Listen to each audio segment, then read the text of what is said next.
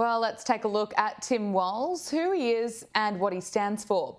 As governor, he signed laws that required tampons in boys' bathrooms in Minnesota schools. During the COVID-19 pandemic, he oversaw the most draconian lockdowns and vaccine mandates in the nation. And last year, he signed state legislation that permitted abortion up until the moment of birth. And of course, he's on the record supporting the defund the police movement, which emerged following George Floyd's death in May 2020 in Minnesota. Let's bring in Emily Jashinsky, Unheard DC correspondent. Emily, great to speak with you. What do you make of Tim Walz? It's a really interesting pick from Kamala Harris because Tim Walz is one of the few people in the country who tests the combination of populist economics with far left cultural policies, as you just listed off there.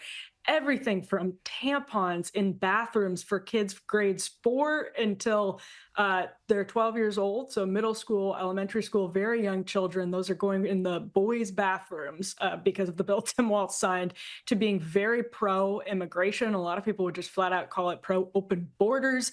He really has a full suite of cultural far left policies. And when you combine that with some sort of I don't even, so some people would say these are family leave policies. Other people would call them big government policies. But it's just a rare combination that you see somebody so far to the left on social policies, trans issues, immigration issues, abortion, as you mentioned, also kind of try to be the guy who hunts. He goes pheasant hunting. He tries to sound like I'm just a normal football coach. I'm from the Midwest. I think he's going to have a really hard time acting like he's just a normal Midwestern hunter when he comes with this full package of cultural leftist policies on social issues. Yeah, it's going to be interesting to see how the American people respond to him. Let's look at the trans issue. Tim Walz signed a bill in April last year dubbed the Trans Refugee Bill by supporters, which grants legal protection to children who travel to Minnesota for so-called gender-affirming care, including puberty blockers, reconstructive genital surgery, and hormone therapy. It just concerns me that this is for children, Emily. Absolutely. And it should concern everybody that many people in the American media are treating Tim Walz like some type of centrist, when this is the type of policy that just months ago he was championing. He did not sign this bill at midnight out of the media view. He did it proudly. He was happy, eager to sign this bill. It has been a big issue for him. He's gone out and talked about how we're making Minnesota more welcoming and more compassionate. And so it's not as though he was ashamed of this. He was openly passing far left policies like these. In fact, actually to pit himself against Republican governors like Kristi Noem in the neighboring state right next door to his. So it's a huge problem because now Kamala Harris, everywhere she goes, is going to be asked if she supports policies like this for minors, for children. And she's going to have to answer that question. There's no way to get around it. Even if she, doesn't talk to the press, at some point she's going to have to. And that creates a real problem for her. And why isn't she talking to the press? That's a great question. Yeah, I would imagine. The answer.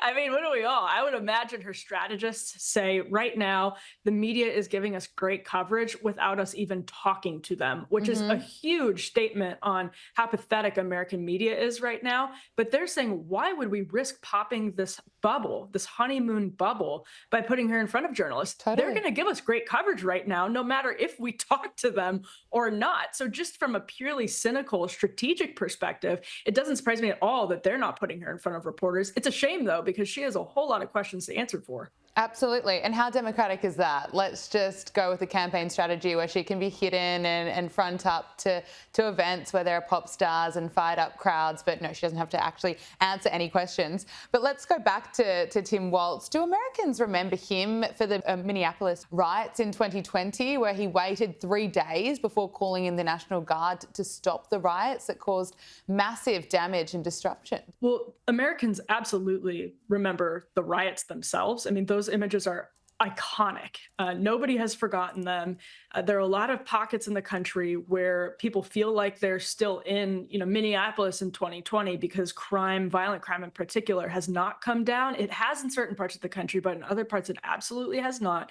And so that feels very real to people. So when those familiar images pop up on people's screens, And people then learn Tim Walz was in charge of Minneapolis. I think whether or not they specifically remember how he handled that as governor, now they are going to say, I remember exactly how bad that was. I know we all needed the National Guard there, and I know the left was basically out to lunch and was complicit in allowing a lot of this to sweep through cities in the Midwest and basically everywhere around the country. And I will judge you accordingly. It'll be pretty easy to tie him to the tragedy and the chaos that swept Minnesota in the days after George Floyd's death. Well, we've been speaking a bit about him. Let's hear what he had to say yesterday, being pretty quick to make some jokes that are frankly gross. Like all regular people I grew up with in the heartland, JD studied at Yale, had his career funded by Silicon Valley billionaires, and then wrote a bestseller trashing that community. Come on! That's not what middle America is. And I gotta tell you, I can't wait to debate the guy. That is, if he's willing to get off the couch and show up. So, you see what I did there? He's referring to a made-up joke about JD Vance, which is just gross, and it's pretty hypocritical to be making those claims when the Democratic Party seem to or pretend to care about misinformation. I thought it was pretty stupid, too. I mean, that was his debut speech in front of the nation. And so for a lot of people who look at the world and say we have very, very serious problems, do you really want to go full goofball with jokes like that? Again, just strategically, I would think no. And JD Vance probably can't wait to debate Tim Walz. In fact, I'm sure he's very eager to debate Tim Walz. We remember what happened to another Tim when, not another Tim, actually. Remember what happened to JD Vance when he debated his Ohio Senate candidate. Actually, it was Tim Ryan, all kinds of Tims in American politics, but JD Vance was very capable. And so Tim Walz is riding high right now. I think you can even, he was in my home state of Wisconsin campaigning with Kamala Harris today. You can hear it in both of their voices. I mean, they're just getting fawning media coverage and they are riding really high. They feel great right now.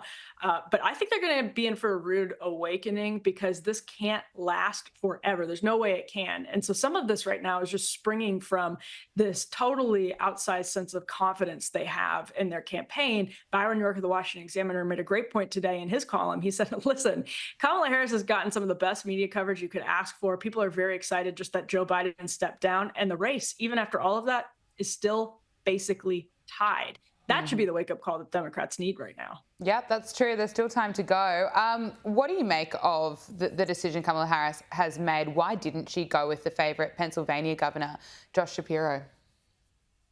I don't think Josh Shapiro was quite as good a candidate as some people thought he was. I think Tim Walz does bring some things to the table. I mean, as much as I think it's a tough sell to say this is just your regular Midwestern guy when you put Tim Walz out there, they desperately do need that. They desperately do need to seem as though they understand, regular Midwestern voters, especially rural voters. So I see what they were thinking in their minds that Tim Walz might do for the ticket. Whether or not he's capable of accomplishing what they thought he might do for the ticket is a different question. I cannot possibly imagine why their calculation that any, sort of upset they would have caused to the far left by selecting Josh Shapiro because he had volunteered with a non-combat role in the IDF and had generally been pro-Israel outweighed the fact that he is the governor of the state that could almost clinch the election on its own.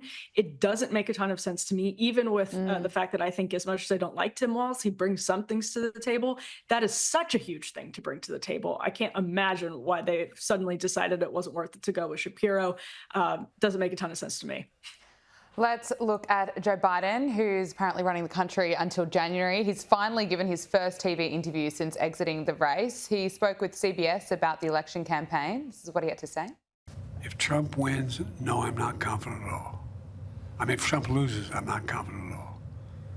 He means what he says. We don't take him seriously. He means it. All the stuff about if we lose, there'll be a bloodbath.